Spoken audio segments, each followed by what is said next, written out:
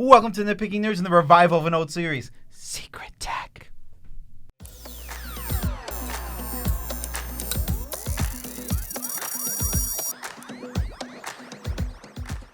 I'm your host, Joe Cherries. I'm your host, Beezy, and that makes us the Nitpicking Nerds. And before we get into our underplayed / undervalued commander cards, we got to shout out the Patron, which is the best way to support the entire channel. Also, if you're looking to maybe buy some stuff, where would they go? Well, they can go to tcgplayer.com. tcgplayer.com is, where you buy Magic cards. There's a link in the description below. It's an affiliate link. If you navigate through that link, you will be purchasing cards for yourself and supporting the Nitpicking Nerds. Is right. And talk about shields. Sleeves? Sleeves. Joe Cherries calls them shields every time, but it's Dragon Shield, and they have the best sleeves in the universe. And if you want to buy the best sleeves in the universe, just go to the link. We have links for the U.S. and the EU people who want to buy Dragon Shields because they're also affiliate links, and they also help support the channel. Yeah, they got lots of cool art sleeves. They have lots of cool matte sleeves, gloss sleeves, custom sleeves, wet sleeves, dry sleeves. I don't know if they have those ones.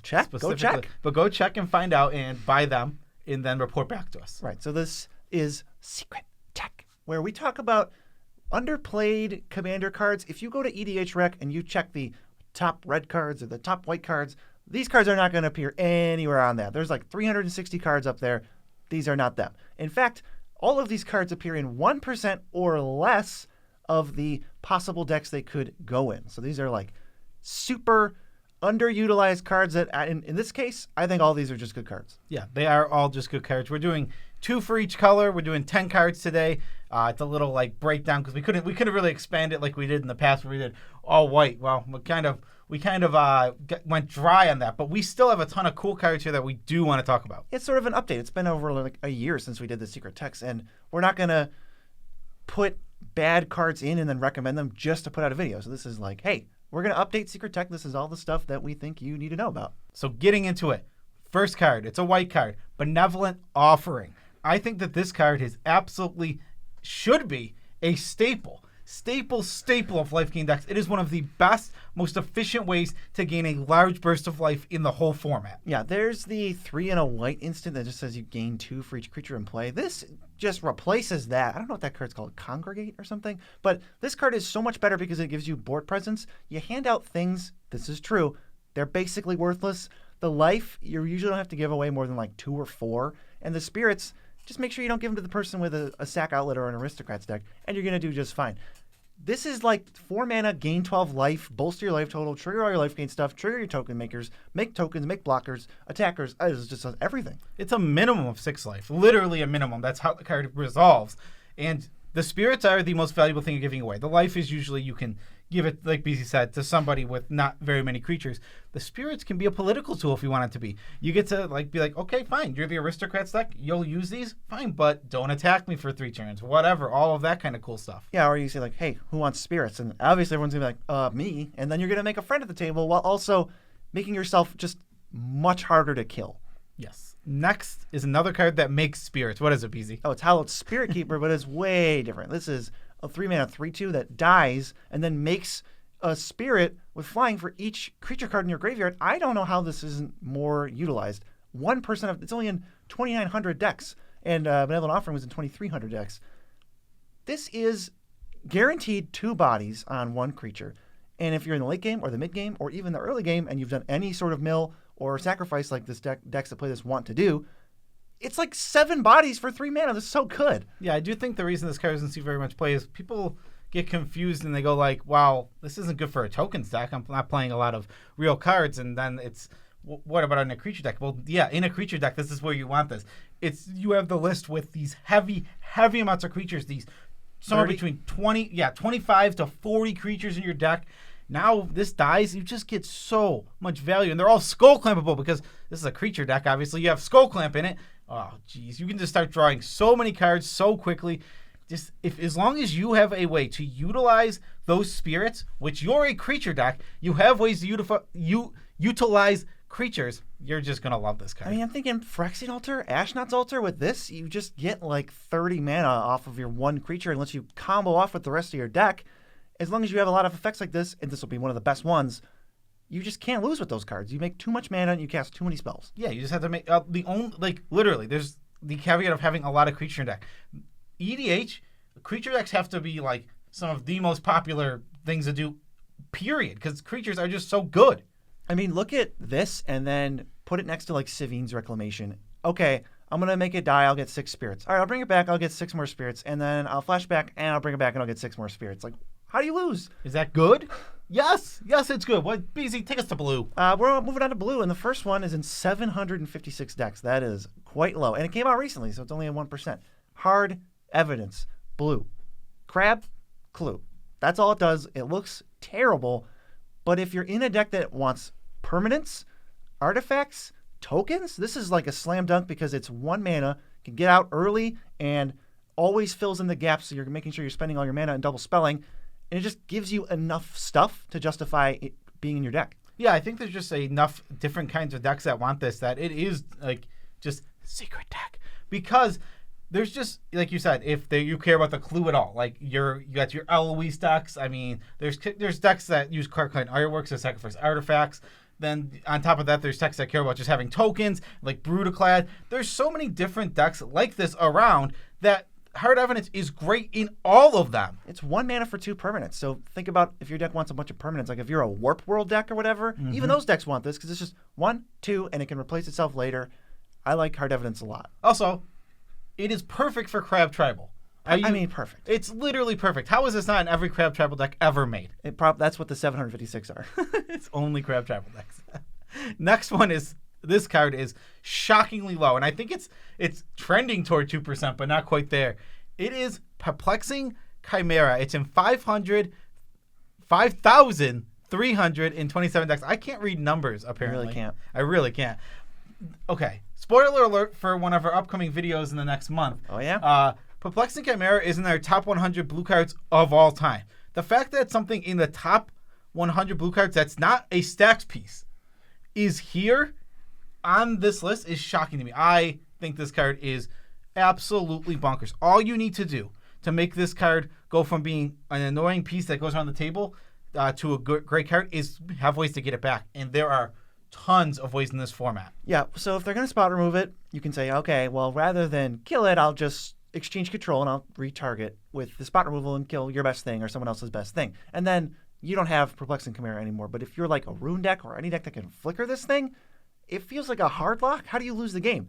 All right, I'll fizzle your removal spell, turn it over there, kill the best creature in the field. Okay, then I'll activate Rune and get my thing back. Oh, you want to cast a Grave Titan? All right, I'll take it. And then I'll flicker it and I'll get it back. It's just, you're going to dominate the game in a flicker deck. And outside of flicker deck, it's going to make the game really weird. And the only way to stop this chain of constantly ruining everybody's spells is to board wipe. Yeah, exactly. Board wipe's the only way to stop it. But it randomly has this ridiculous synergy against specific board wipe, Decree of Pain. It's you don't want to cast Decree of Pain against it. They're going to take it and they're going to draw the cards. That's funny. And then you're going to be miserable because they drew 7 cards and you spent 8 mana. That's really good. Also, does not work against Tragic Arrogance, which is a better card. Because you're like, oh, you can keep that enchantment. There's so much. Yeah, absolutely just a great card. Like you said, and like we've been saying, this card, all you need to do is get it back. And as soon as you do, it's bonkers. It also, this is a 2-card, like, ridiculous combo with what's the land that taps to bring back creatures? Oh, Homeward Path. I don't think that card's never shout that card out. I don't think that card's that great, but with this card specifically, it's pretty bonkers. It is. All right, so moving on to the black cards. Now, I was thinking, why is this card so low? Maybe it's because forcing opponents to discard their hand isn't super fun, so people stray away from it. I don't really think that's the case. You got Waste Not at 3%, and you got like Sire of Insanity at 3%. So Sadistic Hypnotist probably should be higher than 1%.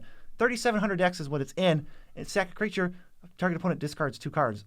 You don't have to play this early, so it's never going to be susceptible to anything. You build a board state, and then you slam it, and oops, nobody else has hands but you. Yeah, Sadistic Hypnotist with Waste Not is bonkers. Whoa. You just keep targeting them. You target them to discard, and if they discard a creature, well, guess what? You get to sack again and do it again. That's brutal. And then the non-creature, non-land draws you a card, and then if you already have cards in your hand, there's no way to win. Yeah, Sadistic Hypnotist is a very good card, and it's great for not even just decks that care about making your opponent's discard overall. No, just a normal Aristocrat deck. Yeah. This is a great way to pay off going wide, making 4, 5, 6 tokens. Now all of a sudden you turn those tokens into card disadvantage for your opponents, and you run away with that game. Exactly. Even just, all right, I played maybe a Woe Strider and like a Weaponscraft Enthusiast earlier in the game. You play it, and it's 5 mana. Each opponent discards 2. You get some benefit when your creatures die, and the creature it's just hypnotist still in play. Yeah, and this can overperform. This can honestly outperform things like Phyrexian Altar, in or Altar of Dementia, Ashnod's Altar. These are the best sack outlets in the format, the ones we see all the time, and that we're going to tell you to put in all your decks. It can outperform that because it can, like, where those cards do seem to need specific situations where you need to have, spells you want to be casting, ways to use the mana. This one, it's always going to take your opponents down to 0 card in hand if you have the creatures. The other ones like get you ahead, but this kind of puts them behind. Yeah, which obviously means you're ahead. Yeah, when you put your opponents behind, it puts you ahead. So it's kind of a different way to go. And yeah, it is a little mean, so I can see not wanting to play this card, but just understand you are giving up power when you don't put this in your deck sometimes. Yeah, and remember it's sorcery speed. This next one, I feel like everybody forgot about this. They're like, oh, cool, and then they never put it in their decks. It's Daring Fiendbonder. 1% of decks, 2,400 decks. This card is sweet. It's 4 mana for a 5/1. It has to smash in, and they probably don't want to block it. But what you really want to do is get it in your graveyard, discard it, or mill it, because then it has 1 and a black. Target creature just gets an indestructible counter. It's just indestructible forever until they find a way to exile it or something. I love this card. In any deck trying to mill or self-mill or discard, and you have a commander you value, I think this should probably just be in there. Yeah, it just depends on the commander. Like, we talk about how indestructible isn't the best way to protect your commander. Like, we're never going to suggest something like a Darksteel Plate where you have to put 3 mana into it every single time. That's not what we're interested in. This is only you don't need to play the creature necessarily. You can like you said, you can discard it, you can mill it, get it into your graveyard. And it pretty much tries to kill itself anyway by just chunking it for 4 over and over again. 5. Once you get in your graveyard, it's only 2 mana to give a guy indestructible. Until he's off the battlefield, that's a lot better than something like Darksteel Plate. The investment is so low. What do I have to do? I have to, Thought Scour myself early, which my deck was doing, which is why I put this in. So I do my early game, and then this ends up in my graveyard, and I go, all right, hey, you guys are tapped out. Well, I'll just make my best creature indestructible. I'm not putting all my eggs in one basket. There's no eggs. It's just, I had this. I didn't spend a card even. Yeah, I don't think this card is like one of those like super high power played in your 9s and your 10s, but like in your 7s and lowers, I feel like this card is very strong, and it's gonna dodge a lot of good removal. Side note, obviously, this is bonkers in Skullbriar. Yeah, I mean that's so stupid. Yeah, I mean he's indestructible forever is a lot better than he's indestructible for one time until he dies. Yeah, or until I pay my next 3 equip on Darksteel Plate, which apparently we're just hating on. Moving into red, we have Kuldotha Rebirth. 1 mana, sacrifice an artifact, get 3 goblins. This is a 1 mana way to make 3 bodies, and that is absolutely awesome. This obviously fits into decks that have artifacts to sacrifice. If you're playing your Acre Spout, Wellspring, yeah, and then there's the other one that gets lands when it comes Michael to Synth Wellspring. Both of those cards, decks like that will absolutely love this card because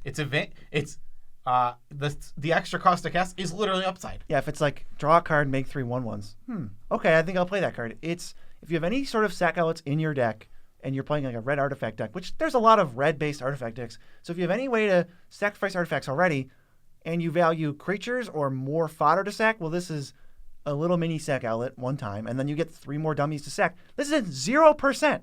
How is this 0% of red decks? Only 1,000 red decks have this, and it's like, what is this card? 10 years old now? Yeah, 0% is funny because obviously it's point something. Yeah, but it's rounded to 0%. It is below 0.5 because 0.5 rounds up, so it's below 0.5%, which is hilariously low.